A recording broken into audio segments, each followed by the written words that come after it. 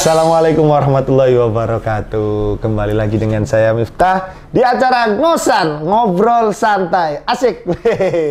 Kali ini Miftah bakal ngobrol sama salah satu alumni dari MTS Ma'arif and Sudomukti yang kemarin saya ngulik sedikit tentang biografinya. Ini salah satu pemuda yang bisa dikatakan karirnya ini sangat-sangat keren. Nah, kita bakal ngulik. Tentunya Miftah nggak sendirian. Di sini ada siapa ini, Mas? Bisa diperkenalkan terlebih dahulu? Ya, terima kasih. Nama saya Maftu. Nah, pas di Miftah Maftu. Kunci. Kunci.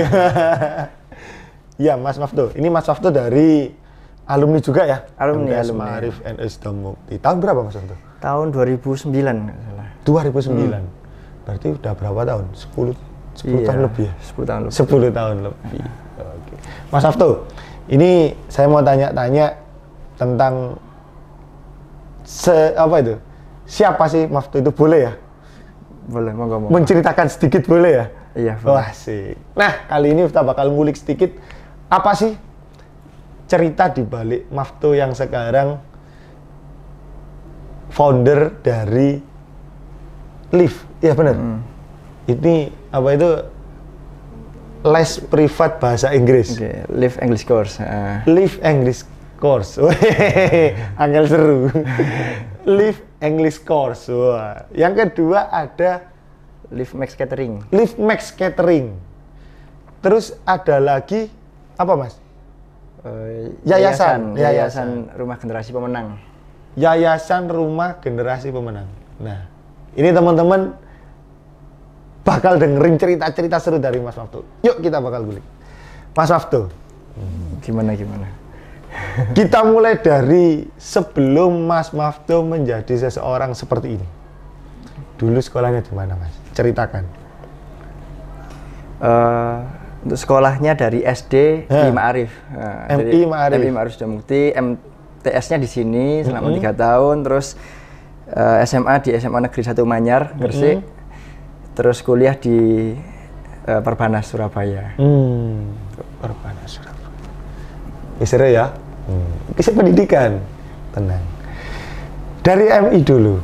Nah, apa sih Mas Maftu yang mungkin terbesit dari dulu ya? Mungkin apakah dari MI ini sudah tercipta pemikiran seorang bisnismen, tercipta seorang pencetus sosial, gerakan sosial itu apakah sudah ada dari MI itu, Mas? Kalau dari kecil mungkin lupa ya detailnya kayak gimana. Cuman dari kecil emang gimana caranya bisa bermanfaat buat orang lain lah, kayak gitu. Itu kalau di Al-Quran itu apa, Mas ya? Anfa'um linnas. Khairukum khairun nas anfa'um linnas. Saapi-api menungso sing manfaat gawe menungso liyan. Waduh, isar itu. Cocok jadi ustad. Masya tata lile iku tak. Oke, Mas Maftu, kita lanjut tentang. Berarti mindset Mas Maftu ini dari dulu simpel itu ya? Simpel. Hidup itu gimana caranya bermanfaat. Nah, beranjak dari MI lanjut ke MTS. Gimana ceritanya sih Mas Maftu kok bisa nyampe di MTS? Apakah Mas Maftu ketika MI, wis Pak, cantik adu-adu sekolah, aku pengen MTS. Apa ngono apa? Mas, sama ndek kina yo, insya Allah iki barokah, insya Allah iki apik guys sampean. Apa koyo ngono dari arahan orang tua? Orang tua sama pemikiran sendiri sih emang sama-sama sih. Dalam artian gini, di MI Ma'arif Sudomukti alhamdulillah udah nyaman, udah bagus gitulah. Secara akademik dan juga spiritual, agama, sehingga untuk ngelangkah ke MTS-nya kayaknya nggak ada halangan lah kayak gitu. Nggak ada keraguan? Nggak ada keraguan. Berarti bener ya kalau Mas Maftu ini seorang bisnismen dan gerakan sosial. Dalam artian ilmu dunia dan ilmu akhirat ini seimbang, Mas. Saya yakin kalau Mas Maftu ini kalau dijadikan ustadz ini ini kalau ustadz Trans TV itu yang kemarin nikah yang viral itu, Pak. Iya, idaman para wanita. Sudah laku. Oh, sudah laku? Sudah laku. Waduh, nampaknya pemirsa jomblo wati ini sudah ditutup. Oke, Mas Maftu, kita mau tanya lagi nih. 3 tahun di MTS Ma'arif N Sutomuti, bener ya? Benar. Apa sih yang didapat dari MTS Ma'arif N Sutomuti? Untuk yang didapat di MTS sebenarnya saya termasuk orang yang emang diem di sini. Jadi ngikutin alur lah kayak gitu. Dan alhamdulillah ya selain dari kualitas yang bagus, terus juga fasilitasnya juga oke. Waktu dulu juga ngerasain kelas yang udah ber-AC di mana yang lain mungkin belum gitu kan, di sekolah lain belum, dan juga pendidikan agama yang cukup lah, yang udah buat bekal untuk selanjutnya kayak gitu. Bekal untuk di kehidupan yang sebenarnya. Dan dari sini sebenarnya kita harus pede juga ketika kita meskipun dari MTS ternyata tempat itu nggak memberikan space. Nggak membatasi orang, tidak membatasi siapapun gitu. Buktinya dari MTS teman-teman saya banyak di Semansa, dan juga saya pada saat itu langsung ke Semanda kayak gitu, atau ke Semanema. Dan di sana pun kualitas dari teman-teman atau dari saya sendiri nggak kalah dari SMP yang lain kayak gitu. Siap. Jadi Semanema ini adalah salah satu sekolah favorit. Yang mana diidam-idamkan dari adik-adik kelas 3 SMP. Nah, Mas Maftu, selama 3 tahun nih, prestasi yang paling diingat Mas Maftu di MTS Ma'arif N Sutomuti, ada nggak? Waktu itu di olahraga pencaksilat mungkin. Wih, pencaksilat. Nampaknya jago silat juga. Iya. Dulu waktu pernah juara 1 2 SN, juara 1 dulu. Oh, 2 SN tingkat kabupaten. Ngeri kali. Seni tunggal. Oh, seni tunggal. Siap. Smart, cakep, ya. Pinter silat, jaga keluarga. Wah, idaman banget. Beruntunglah wanita yang mendampingi sosok Mas Maftu ini. Oke, Mas Maftu, untuk sekarang karena kemarin saya mengulik tentang Mas Maftu. Ini ternyata seorang bisnismen. Dulu katanya punya bakso bujangan, bener? Bakso kampus. Bakso kampus, sorry, kok bakso bujangan, keliru. Bakso kampus. Itu bisnis dari kapan? Apakah sekarang juga masih jalan atau gimana, Mas? Kalau untuk bakso udah tutup. Bakso udah tutup. Jadi itu dimulai dari waktu kuliah. Di waktu itu kuliah sambil kira-kira bisnis apa ya yang bisa menghasilkan kayak gitu. Jadi karena dari awal juga pengen gimana caranya bisa mandiri, nggak jagain orang tua dan juga bisa ngasih orang tua. Itulah mindsetnya dari dulu kayak gitu. Jadi waktu kuliah selain dapat dari pemasukan dari kursus bahasa Inggris, jadi kursus bahasa Inggris ini mulai dari SMA kalau nggak salah, kelas 3 2012. Alhamdulillah sampai sekarang. Dan juga waktu itu bakso kampus, waktu di Perbanas, bikin outlet di sana, terus buka juga di UIN. Terus pada saat itu juga ada investor kalau nggak salah, ada investor yang nanam modal sekitar 200-an lah, 200 juta.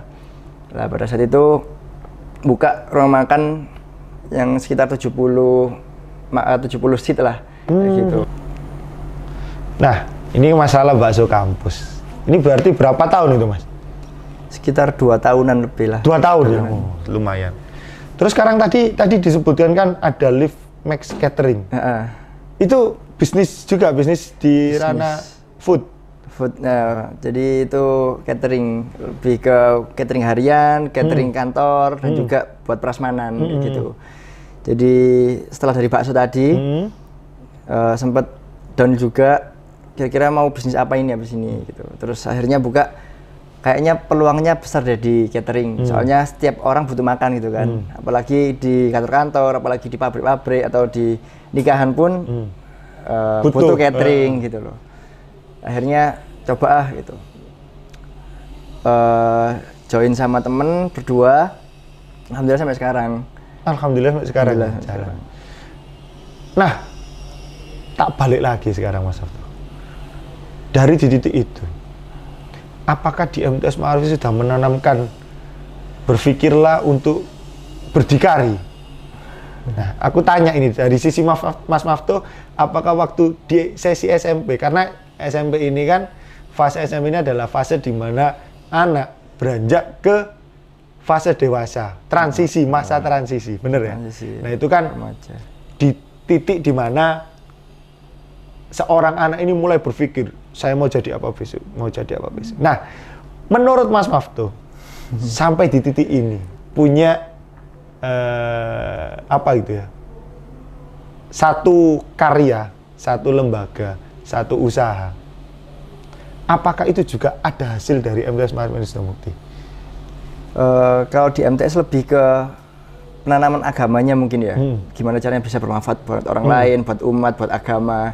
Nah, di situ mungkin yang bisa ngantarin saya sekarang sama teman-teman kemarin membentuk sebuah yayasan resmi berbadan hukum yang bermanfaat untuk keluarga yatim kayak gitu. Jadi mungkin cikal bakalnya dulu, pupuknya atau benihnya dulu di MTS. Pengen bermanfaat, terus kontribusi buat agama. Mungkin di awal di situ, sehingga sekarang mungkin udah mulai kelihatan lah tunasnya gitu. Penanaman benihnya dari MTS. Tapi memang benar Mas. Saya pun juga ketika kemarin tanya dengan kepala sekolahnya, Bapak Nasik itu di sini memang menanamkan bahwasanya untuk melangkah lebih jauh, langkah awal bisa dimulai dari sini. Jadi ketika saya wawancara dengan yang lain, alumni yang lain, saya merasa bahwasanya satu persamaan yang saya dapat dari alumni-alumni adalah fasilitas dan proses pembelajaran. Benar ya? Nah, saya ini mau tanya tuh, kalau bicara tentang proses pembelajaran, kesannya dulu tuh apa sih Mas? Waktu di MTS Maharif Wisnu Mukti. Enak rek guru nih nom-nom, enak rek pengajarannya asik. Narek matematika nih gak jengkel no, kan ada tuh. Kalau anak MI SD ketika lulus kan ada satu mata pelajaran yang ditakutkan, matematika. Contoh, ada seperti itu. Gimana kesannya Mas Maftuh ketika tahu proses pembelajaran di MTS Maharif Wisnu Mukti? Untuk sekitar 10 tahun yang lalu ya, alhamdulillah sih. Bukan yang kesulitan banget gitu. Jadi emang guru-gurunya juga bener tadi muda-muda dan juga kepala sekolahnya juga semangat, fasilitasnya juga ada bagus, sehingga pembelajaran ini kayak di jalan tol lah kayak gitu. Dimuluskan. Iya dimuluskan kayak gitulah. Jadi simpel ya, maksudnya banyak kesan yang baik kita dapat ketika kita udah masuk di sini. Dan memang benih itu ditabur dulu. Banyak alumni sekarang itu mulai memetik buahnya. Salah satunya Mas Maftuh. Oke Mas Maftuh, sekarang saya balik lagi. Aku pengen tanya tentang, tadi sudah live English course, live Max Catering. Saya penasaran sama salah satu gerakan sosial Mas Maftuh sama teman-temannya ini, yaitu Yayasan Rumah Generasi Pemenang. Rumah Generasi Pemenang. Apakah ini pemenang ini lomba lari ataukah pemenang lomba balap karung? Nah, kita bakal tanya, maksudnya apa ini? Apa itu Yayasan Rumah Masa Depan Pemenang? Oke, Rumah Generasi Pemenang. Generasi Pemenang. Aduh, salah, sorry. Jadi Rumah Generasi Pemenang ini sebuah yayasan yang kita fokusnya saat ini adalah anak yatim, gitu. Dimana sosok anak yatim ini yang diimajinkan oleh masyarakat adalah yang mungkin kekurangan kasih sayang, kekurangan pendidikan, kekurangan arahan dari orang tua, dan image-image yang lainnya. Nah, kita berusaha untuk membina mereka dengan memberikan karakter-karakter pemenang. Pemenang itu kayak gimana? Jadi bukan yang pecundang, bukan yang pesimis, bukan yang penakut atau suram atas masa depan, tapi sebaliknya. Mereka lah pemenang-pemenang atau penguasa zaman pada saat itu. Gitu. Jadi kita ada yayasan berupa yayasan sosial, alhamdulillah udah resmi, dan juga di sana saya sebagai ketuanya. Di sana salah satu keunggulannya adalah teman-teman anak muda semua, yang anggotanya, pengurusnya. Young generation. Young generation. Nah, teman-teman ini semua semangat untuk gimana caranya menumbuhkan anak adik yatim ini mulai dari spiritualnya, ekonominya, karakternya, kayak gitu, dan cinta tanah air dan lain-lain gitu. Jadi apa itu kata pemenang ini ada banyak tafsir gitu. Gila, keren. Usianya berapa, Mas? Sekarang 25. 25 sudah punya bisnis itu. Hei, kamu yang 25 tahun sudah bisa berbuat apa, cuy? Sudah bermanfaat kayak buat orang lain? Ini pertanyaannya. Oke, Mas Abdul, saya mau tanya lagi. Untuk saat ini, ada berapa banyak anak yatim yang sudah dinaungi atau sudah apa itu diramut lah, dibina lah ya dari yayasan masa depan pemenang, anak masa depan pemenang. Susah ya? Rumah masa depan pemenang. Wah, iya itu. Oke, kalau secara karakter tadi pembinaan kita rutin tiap bulan ada 35 anak. 35 anak. Secara pembinaan karakter tadi. Kalau secara ekonomi ada sekitar 100 sampai 200 keluarga. Jadi tiap bulannya kita ada program namanya Harbolnas, biasanya kan hari belanja online nasional. Nah, kita ubah image-nya hari bahagiakan orang lain nasional. Wah, asik. Kita bagi-bagi sembako biasanya. Sembako full, mulai dari beras, minyak, gula, uang tunai dan lain-lain kepada sekitar 100 sampai 200 keluarga di Kecamatan Kebumas. Sekarang masih di Kecamatan Kebumas. 100 sampai 200. 100 sampai 200 keluarga di usia 25 tahun, ya. Apakah saya sudah begitu? Oh, saya bakal bercermin dari Mas Maftuh. Ini gerakan sosial yang patut ditiru. Nah, Mas Maftuh, satu lagi pertanyaannya. Apa sih yang bisa membuat Mas Maftuh tergerak hatinya untuk membuat sebuah yayasan atau membuat sebuah gerakan sosial yang mana sekarang tuh banyak kaula muda yang berpikirnya itu apatis, bener ya? Orang yang nggak ngereken wong liya, orang yang kurang peduli dengan yang lain. Kok bisa seorang Mas Maftuh ini menciptakan sebuah gerakan sosial dengan teman-temannya berupa yayasan Rumah Masa Depan Pemenang? Bisa dijelaskan, Mas? Oke. Mungkin sekarang banyak juga ya yang berpikirnya tadi benar apatis dan juga mencari dunia itu kan lebih jadi prioritasnya gitu kan. Saya pernah dikasih nasihat sama guru saya sih berupa kita sebenarnya di dunia ini seperti berjalan sedang di kapal laut gitu atau kapal pesiar kayak gitu kan. Ketika di kapal pesiar di atas laut, nah, kira-kira kalau misalnya ada di atas pesiar kita tanya lautnya di mana, apa daratnya di mana? Ya daratnya di mana? Nah, tujuannya di mana gitu kan? Lah, makanya bakal aneh kalau kita sekarang tuh udah di dunia, sekarang kita di dunia, tapi kita mencari dunia. Seharusnya bukan dunia yang dicari, tapi akhiratnya di mana gitu. Apa yang udah gitu. Jadi keren. Ini itu sih. Itu satu kisah yang konotasinya dalam banget, Mas. Kita ini sudah di dunia, ngapain cari dunia? Ini yang mungkin bisa menggerakkan buat pemuda-pemuda lain ini, jangan apatis lah ya. Karena masih banyak di luar sana ini bisa makan pun sudah sangat bersyukur. Dan kenapa kok saya di usia muda udah ini, karena kebanyakan masjid-masjid atau lembaga-lembaga sosial yang udah ada itu diurusin sama orang-orang tua gitu. Benar. Sehingga di usianya mereka yang udah usia sisa, tenaga sisa, waktu sisa mengurusi hal-hal yang besar kayak gini. Seharusnya pemuda lah yang mengambil peran ini, di mana tenaganya masih full, pemikirannya masih kreatif luar biasa, waktunya dan lain-lain masih luar biasa. Jadi sebenarnya negara ini atau permasalahan di ini yang solusinya adalah pemudanya, bukan dari menjagain orang-orang tua yang usianya sisa dan lain-lain itu.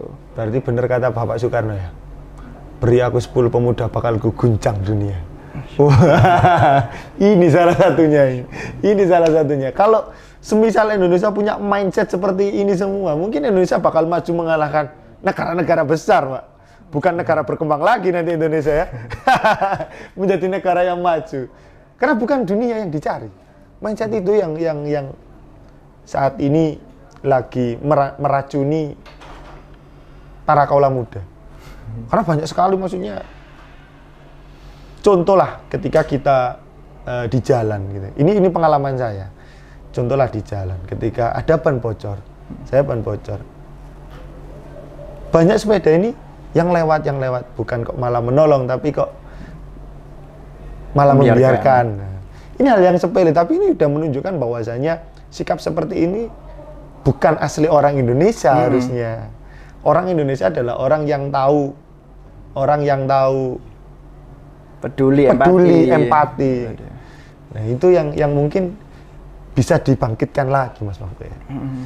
Nah, Mas Maftu, ini salah satu pertanyaan terakhir. Karena kita udah tahu cerita dari yayasan tadi kan, yayasan tadi. Saya juga mungkin tergerak saat ini. Kata-kata dari Mas Maftu yang membuat saya berpikir adalah bermanfaat dengan orang lain. Saya langsung timbul pertanyaan, sudah bermanfaatkah saya ini? Nah, Mas Maftu, ada banyak anak binaan dari yayasan Mas Maftu tadi. Kasih dong motivasi buat mereka. Kasih dong buat motivasi anak didik yang mungkin masih beranjak di kelas 6. Atau kasih anak-anak yang masih di luaran sana berpikiran bahwasanya pendidikan itu yang nomor 2. Karena itu mindset yang salah, bener ya? Pendidikan itu tetap nomor 1. Bener ya? Ini bisa dikasih sedikit masukan seorang Master of Young. Apa ya? Dedengkote arek nom gawe urip sing apik. Kasih Mas Maftu. Iya. Jadi untuk kepengin jadi orang yang sukses, terus bisa mempunyai perusahaan, sukses karirnya dan lain-lain itu butuh sebuah pondasi. Gitu kan. Lah, pondasinya ini harus kuat. Percuma kalau kita punya rumah atau bangunan tinggi tapi pondasinya keropos, akhirnya suatu saat pasti gampang roboh gitu kan. Salah satu pondasi yang harus dipunyai oleh adik-adik semua adalah yang pertama pendidikan, terutama pendidikan agama gitu. Pendidikan agama dan juga pendidikan formal atau apa yang diinginkan gitu. Sekolah. Jadi kayaknya tepat deh kalau misalnya teman-teman atau adik-adik ini sekolah di MTS Maarif Sidomukti, karena saya rasa sendiri alhamdulillah banyak manfaat lah saya bersekolah di sekolah agama ini daripada di sekolah yang kurang memperhatikan agamanya gitu. Jadi insya Allah nggak menyesal saya sekolah di sini, malah menyarankan buat adik-adik semua atau orang tua untuk yakin dan juga langsung aja masukin ke MTS Maarif Sidomukti gitu. Saya tidak berpesan seperti itu ya, Mas Maftu sendiri. Kalau saya berpesan, wis biasa. Dan itu Mas Maftu, memang ada hal untuk podcast kali ini, ada hal yang saya petik dan menjadi satu prinsip di kehidupan saya pribadi. Dan mungkin buat penonton yang lain. Satu kalimat tadi, dalil yang saya sebutkan, itu yang menjadi kalimat yang punya makna yang dalam banget, Mbak. Khairun nas anfa'um linnas. Saapi-api menungso, ya iku menungso sing bermanfaat gawe liyane. Iku. Terima kasih Mas Maftu. Kita bakal ketemu lagi di lain waktu atau di podcast yang lain. Dan nantikan buat teman-teman atau pemirsa yang nonton video ini, jangan lupa ikutin terus video ini karena kita bakal ngobrol seru dengan alumni-alumni MTS atau bahkan orang lain yang sukses di bidangnya masing-masing. So, jangan kemana-mana, tetap di channelnya MTS Maarif Sidomukti, tetap di Ngosan, ngobrol santai.